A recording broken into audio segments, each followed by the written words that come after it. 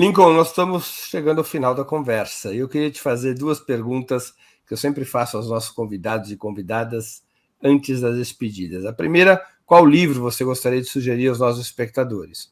E a segunda, qual filme ou série poderia indicar a quem nos acompanha? Pessoal, são os últimos minutos para contribuir com o Superchat e o Super Sticker e poder participar do sorteio do livro História do PCB, organizado, eu tenho aqui meu exemplar, organizado pelo Lincoln Seco e pelo Luiz Bernardo Pericaz. É um excelente livro, com exceção feita de um artigo que eu não gostei, que é o meu mesmo. É um excelente artigo, que é uma breve história dos comunistas paulistas, né? E pelo que eu vi, eu ainda não estou com o livro físico em mãos, ainda não recebi, ele já recebeu. Mas é um livrão esse que eu organizei com o professor Luiz Bernardo Pericaz. Portanto, contribua. Superchat, Super Sticker, estamos nos últimos minutos. Bora lá. E eu sugeri aí dois livros mais específicos. Um sobre o Otávio Brandão, do Felipe Castilho Lacerda, que fez essa pesquisa na USP, porque é uma pesquisa muito original sobre o que está no título, as matrizes intelectuais do marxismo no Brasil, e, na verdade, principalmente do comunismo brasileiro, né? Ele desvendou com documentos novos essa trajetória do Otávio Brandão antes do PCB, lá nas Alagoas, como anarquista e etc. Então, um livro que eu recomendo para quem quer compreender a formação do PCB nos anos 20. Né? Só para quem não conhece, Otávio Brandão foi um dirigente histórico do PCB, autor da primeira obra, tira como a principal obra teórica marxista do Brasil, Agrarismo e Industrialismo, Exato. Uma tentativa de compreender o Brasil. E ele foi também... Ele foi cunhado do Prestes, né? Acho que sim, Casado com a irmã do Prestes. E viveu muito tempo na União Soviética. Né? Muito tempo, muito tempo. E o outro livro é a Contra-Revolução Produtiva. Que a Contra-Revolução Produtiva. Que é de um ex-aluno meu, o professor Fernando Sartre Ferreira, mas é um livro que estuda o movimento operário argentino, também nesse período aí que corresponde à formação do PCB. Mas é uma obra magnífica, porque ele faz uma leitura do movimento operário a partir da história não só social, mas da história econômica, articulando os movimentos dos trabalhadores desde o chão de fábrica com os ciclos da economia. Então é uma obra que, do ponto de vista metodológico, eu achei inovadora. Filme e série, alguma indicação? Eu falei, já tinha pensado nisso, como a Laila pediu que fosse um filme que eu tivesse visto recentemente, eu vou indicar o Federico Fellini, Os Boas-Vidas, que é um filme que eu vi recentemente por indicação de uma ex-aluna minha que é cinéfila, Gilda Prado, e eu já tinha visto esse filme há muitos anos atrás, mas ele tem, revendo agora, eu percebi que ele tem algumas questões que são muito atuais.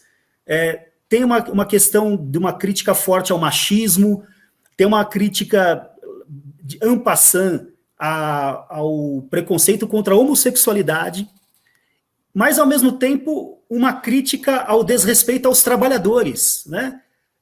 Quem assistir vai notar que tem uma cena fantástica. Os Boas-Vidas são um grupo de homens beirando os 30 anos que não fazem nada, vivem às custas das mães, das irmãs, numa cidade de província da Itália, mas tem uma cena magnífica em que eles estão de carro, eles xingam os trabalhadores que estão trabalhando na beira de uma estrada e o carro quebra.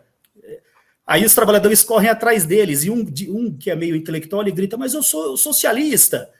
E aí os trabalhadores, que socialista, que nada, e correm atrás dele. Então é um filme muito também divertido, tragicômico, também tem uma tristeza. O Fellini depois disse que essa cena foi inspirada naquela cena do Tempos Modernos, do Charlie Chaplin, né? Quando ele cai do caminhão com a bandeirinha vermelha. Que legal.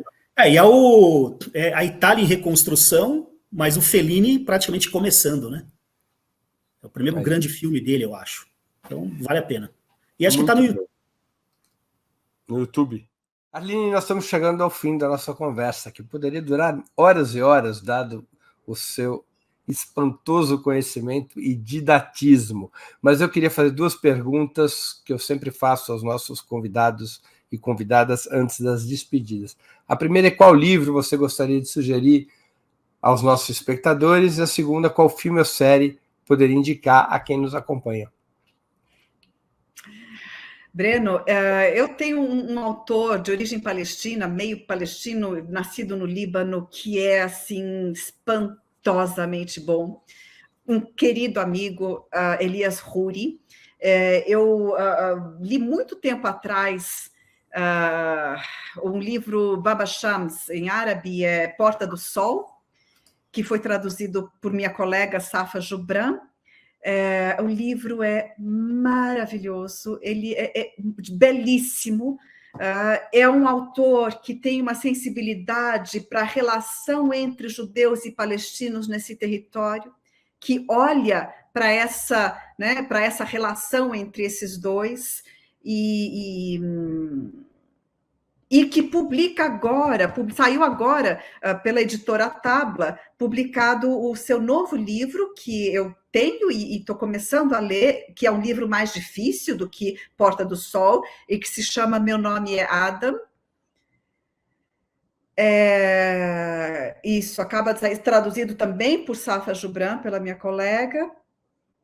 São duas leituras, assim, que eu recomendo sem sombra de dúvida, e ele está olhando para isso, né? Ele está olhando para essa relação entre judeus e árabes, essa convivência, né? Como que se espelham, como que estão entrelaçados, como que seus destinos são, né, se elucidam um ao outro, não tem como achar. São as minhas indicações. Filme ou série, tem alguma indicação?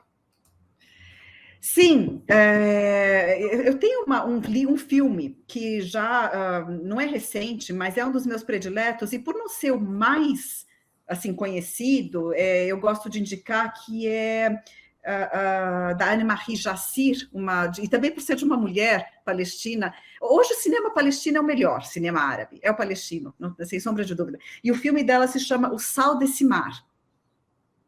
É o filme a história de uma palestina americana que vai para a Palestina tentar reaver a conta bancária de um pai. O pai dela deixou uma conta bancária e ela precisa desse dinheiro e ela vai para lá em busca dessa conta bancária, enfim. É uma história muito bonita, muito sensível. Agora, tem também, para quem quiser um livro que ilustre um pouco da história palestina do começo do século XX até quase os dias de hoje, tem um filme que é a filmagem de Baba Shams, de Porta do Sol, do Elias Houri, só que não é parecido com o livro, o filme é muito diferente do livro, mas o filme se chama Baba Shams, Porta do Sol, mas ele está em La Porte du Soleil, está em francês. O filme é de um egípcio, Yusri Nasrallah. É muito interessante esse filme, apesar do livro ser outra coisa, tá? Aliás, eu perguntei para Elias Houri, né, o que ele tinha achado do filme, e ele teve a mesma resposta, né? O filme, enquanto filme, tudo bem, é ótimo, tá legal, mas não é o meu livro, e tá bom, e ele sabe disso, e o diretor sabe disso, e tá tudo bem. É um filme, interessante para quem quer conhecer a primeira metade do século XX, colocado de uma maneira fílmica, mas lembrar sempre que é um relato a partir do olhar de uma criança, a primeira parte do filme, a segunda parte não. A segunda parte entra na história da resistência palestina no Líbano, enfim, da OLP, a história da OLP, mas a primeira metade do filme é a história do mandato britânico, os palestinos dentro do mandato britânico. Muitas das perguntas que você me fez aqui, Breno, são respondidas nesse filme, de maneira, né, bem ilustrada. É interessante. Professor, nós estamos chegando ao fim da nossa conversa e eu queria fazer duas perguntas que eu sempre faço aos nossos convidados e convidadas antes das despedidas. A primeira é qual livro o senhor gostaria de sugerir aos nossos espectadores? E a segunda, qual filme ou série poderia indicar quem nos acompanha? Filme? Livro, filme, série? Séries eu não conheço. Livro eu indico esse livro. É bom para fazer, para discutir o livro. Qual livro que é, professor? Livro, eu acho que é esse livro aqui. O próprio Independência do Brasil, que nós vamos sortear aqui hoje. Independência do Brasil. Eu gostaria de indicar o filme do Pontecorvo, Júlio Pontecorvo. O filme chama Queimada.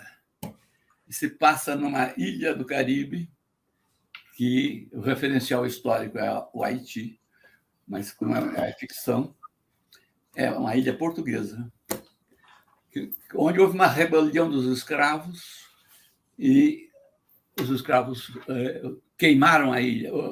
A repressão queimou, destruiu a ilha virou uma queimada.